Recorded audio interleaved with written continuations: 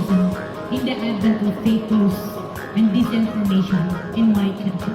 We need to work it out. We need to prove that we are the voice of the people. We are the media. We are the facilitators.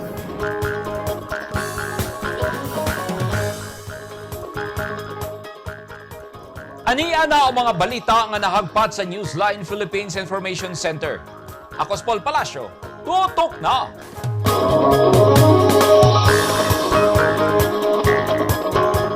Sa mga headlines, Kapitan sa Gupitan Kapalong Davao del Norte, patay! Bolton Bridge 1 ug 2 gideklara sa DPWH nga luwas pagyan og 6 toneladas paubos nga sakyanan.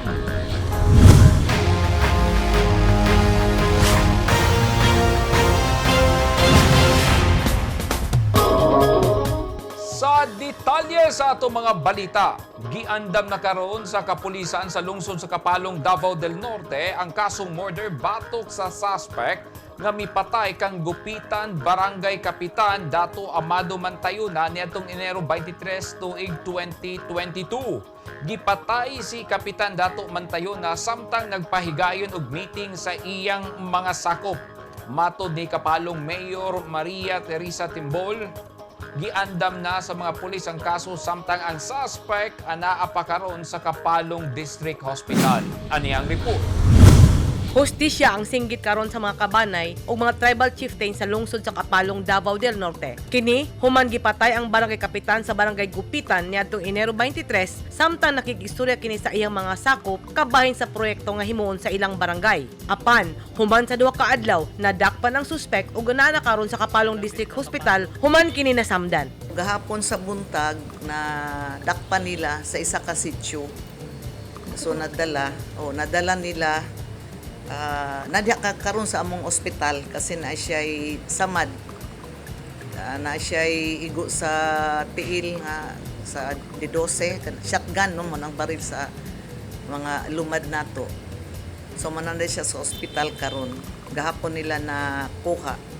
Murag nagsurrender yata siya sa isa ka leader dito po sa Sitio Chapo sa Gupitan gihapon.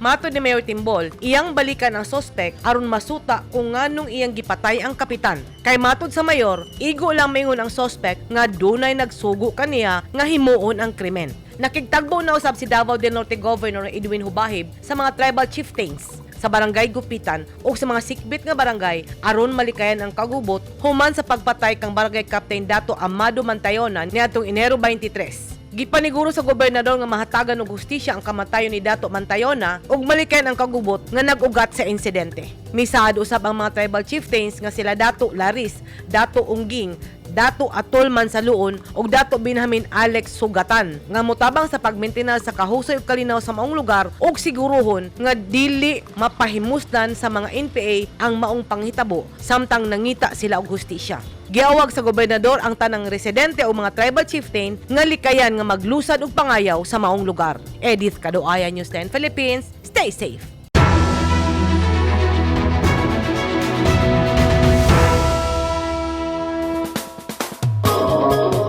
Tungod sa nahitabong sniping incident sa Tangub City ug sa pagpatay sa usa ka barangay kapitan, daghan ang nagtuo nga ipailawom ang Misamis Occidental nga area of concern sa Commission on Elections kun COMELEC.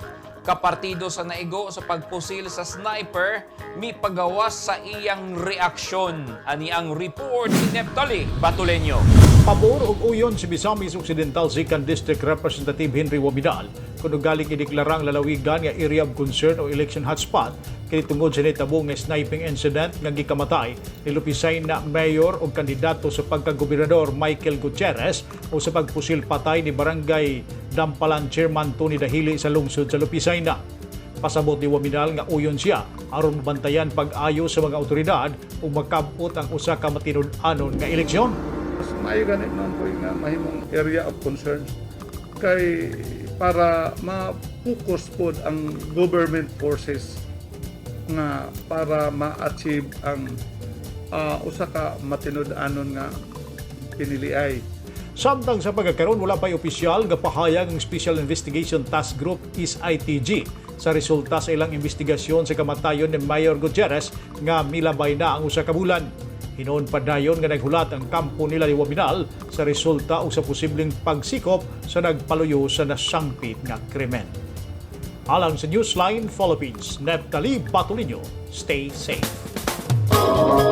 Gideklara karon sa Department of Public Works and Highways kung DPWH 11 nga luwas paagian o mga sakyanan size toneladas paubos ang Bolton Bridge 1 ug 2 human sa sunog sa mga balay ilawom sa tulay. Ani ang report ni Eugene Hinutan. Gikalipay sa jeepney driver nga si Roel Dakis nga dunay rutang Bagua Playa ang pagbukas sa Bolton Bridge 1 southbound sa Quimpo Boulevard, Davao City. Sugod niya tung Martes sa hapon, Enero 25. Human kini gipasiradaan sa Department of Public Works and Highways 11 ug kapin usa ka semana. Sanglit, miluag na ang dagan sa trapiko. Arang-arang na ang dagan sa karsada, sir. Dili na kay traffic, sir. Perting lisura jud, sir, kay traffic kaayo nya. Dako kayo ang consume sa gasolina bitaw, sir. O dako kayo ko pasalamat, sir, nga giablihan na ang Bolton Bridge.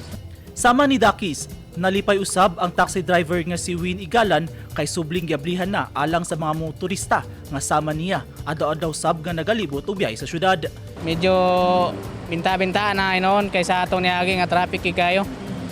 Karon binta-binta na gid ang diya sa Bolton Bridge, di na kay ingon nga tanto traffic na. Oh, nalipay kay para dili gid mi kayo maigo sa traffic yun. Kapoy ba kay na maigo kag traffic nya sige ra kag tama clutch. Sumala sa DPWH, luwas na ang agian sa mga motorista ang tulay human sa gihimong inspeksyon o assessment sa mga engineer. Apan, alang ngadto sa mga light vehicles kung 6 tons pa ubos ang gibugaton sa sakyanan, lang una ang ilang gitugutan nga makaagi sa tulay. Sugod alauna kagahapon sa hapon, ato ang giabrihan balik sa publiko ang Bolton Bridge 1, human gideklara kini na safe sa ato ang mga engineers. Until such time na mahuman nato ang repairs, light vehicles lang usa ang pwede paagihon. Mag-schedule pa ang atong buhatan sa strengthening sa duha ka tulay aron ma-increase nato sa 20 tons ang ilang load capacity, and this will be done in the coming weeks. Paghuman sa mga aktibidad, dili na nato tugtan ang mga trailer trucks na moagi since dili na nato mabalik sa ilahang original design state ang mga tulay tungod sa damage na nahiaguman na resulta sa sunog niadtong January 8. Unang giablihan niya tung Enero 19 sa hapon ang Bolton Bridge 2 northbound nga sama sa Bridge 1. Light vehicles sa usab ang gitugutang makaagi. Kahinumduman nga temporaryong gipasiradaan sa DPWH ang Bolton Bridge 1 ug 2 human nasunog ang kabalayan ilawom niini ug gikinahanglan nga evaluate pa ang kalig-on sa tulay ug ang iyang poste tungod sa kainit sa kalayo niadtong Enero 15. Karon nga wala na ang informal settlers sa ilawom sa tulay. Wala pa'y gipagawas ang DPWH nga kamanduan kung unsaon nila paglikay nga wala na'y magtukod og balay sa nisgutang luna.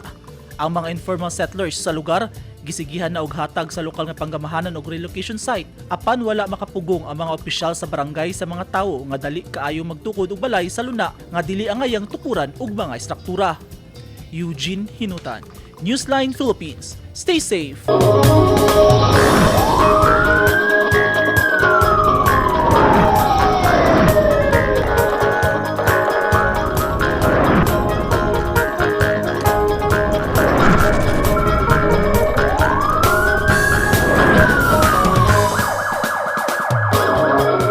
Arestado sa mga pulis sa Zamboanga City ang tulo ka mga responsable sa pagpanigba sa Barangay Santa Catalina kagahapon sa buntag.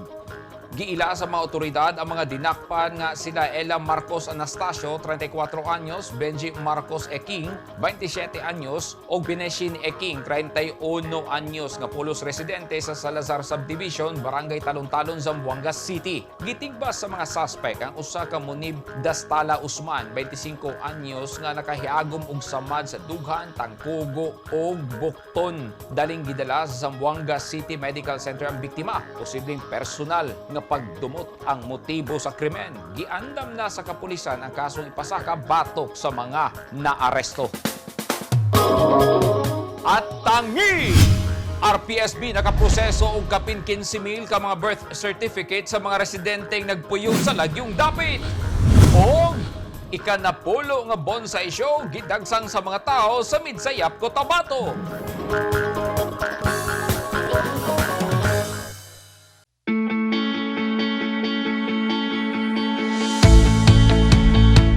Gusto ba mo og barato ug orihinal nga mga construction supply? Sa kadaghan sa imong pilian, all-in-one ang imong pagpamalit.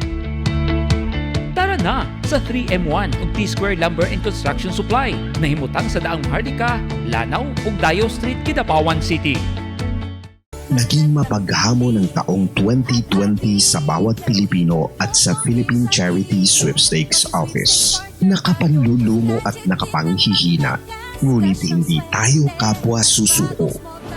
Mula noon, ngayon at sa hinaharap, asahang makakasama ninyo ang PCSO sa pagbangon ng Pilipino sa anumang pagsubok.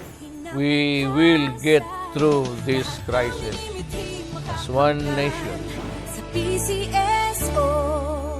Ang mga taong dunay mga ginahambin nga mga grabing mga balatian o comorbidity, hilabi na ang mga senior citizens, sila ang mas delikado nga maigo sa coronavirus disease COVID-19. Busa dubling pag-amping ang himuon og tambali ang mga ginahambin nga mga sakit. Ang pagtumar sa Bilonga Gold Herbal Capsule is a food supplement makatabang aron mapunggan nga musamot ang mga balatian. Turmeric uluyang dilaw ang nag-unang sagol sa Bilonga Gold. Gisagulan og sodium ascorbate o vitamin C aron mas mulig-on ang immune system. Ang Bilonga Gold Herbal Capsule mapalit sa mga butika.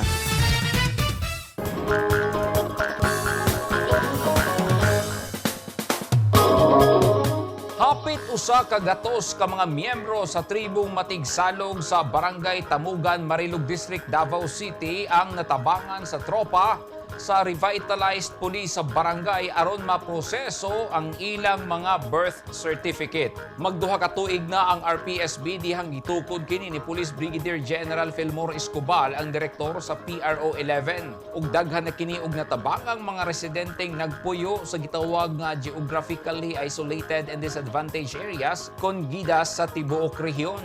Partikular na ang pag-asikaso sa mga birth certificate. Sukad sab natukod ang RPSB, miabot na sa 15,000 ka mga birth certificate ang ilang na proseso sa mga local civil registrar, hilabi na sa mga miyembro sa tribo nga walay igong kwartang ikagasto. Tumong lamang sa RPSB nga matabangan ang mga residenteng nagpuyo sa mga lagyong dapit.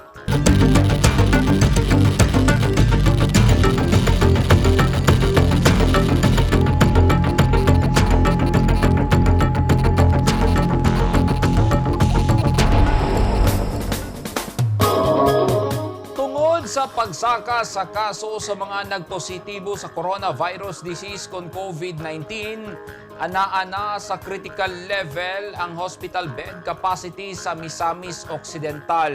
Hasta ang ilang mga isolation facilities puno-puno na usab. Ani ang report ni Neptali Batuleño. Posible nga musaka sa Alert Level 4 ang lalawigan sa Misamis Occidental kung padayon pa nga mutaas ang nagpositibo sa coronavirus disease COVID-19. Kini ang gipasabot ni Misamis Occidental Governor Philip Tan sa iyang Facebook post. Sumala pa niining ang hospital bed capacity sa lalawigan ang naana sa critical level o nabalaka siya nga dako ang puruhan nga mausab ang level status sa probinsya nga kasamtangan nga naa sa Alert Level 3 base sa IATF resolution ngadto sa Alert Level 4. Samtang Mars Medical Center may pagawas na usab og public advisory nga ang ilang COVID-19 allocated beds hapit na mapuno.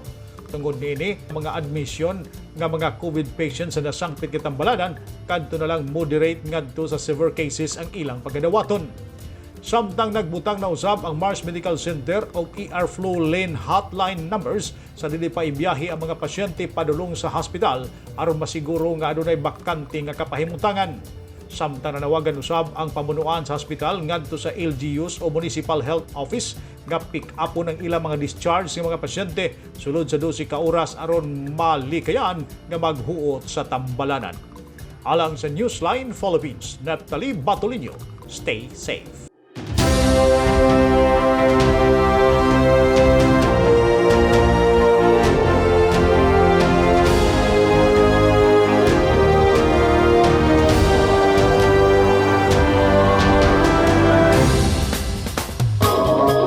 This portion is brought to you by Toyota. This portion is brought to you by Rizal Memorial Colleges. Luyo sa hagit sa pandemya, gihimo gihapon ang tulo ka adlaw nga Sayap Bonsai Show and Exhibit sa lungsod sa Midsayap, North Cotabato. Gipakita sa mga mahiligon sa bonsai ang ilang obra nga nanginahanglan og pasensya aron makabot ang gustong porma sa tanong. Ani ang report. Nahimo ng kabahin sa Sayap Bonsai Society ang magpahigayon o exhibit kada tuig sa ilang mga bonsai aron ipakita ang nagkadiang porma o kalidad sa bonsai nga gipatubo sa ilang mga miyembro. Niadtong Enero 21 hangtod 23 gipahigayon ikanapulo nga bonsai exhibit didto sa Rizal Park sa Midsayap, North Cotabato nga gitan-aw usab sa mga tawo. Dunay 63 ka mga entry ang misalmot gikan sa 43 ka mga participants. Atol sa exhibit ginapatuman ang istriktong health protocols aron ipaniguro nga luwas ang mga bisita ug mga miyembro sa Sayap Bonsai Society. Nakuha ni Avelino Sumugat ang Best in Show Award tungod sa makahinganghan niya nga bonsai. Nahimong malampuso na exhibit bisan pa man sa hagit sa pandemya. Gipasalig sa organizer sa show nga paningkamutan nilang paninduton pa nila ang sunod nga bonsai show sa sunod tuig. Nagpasalamat usab sila sa mga may partisipar sa show.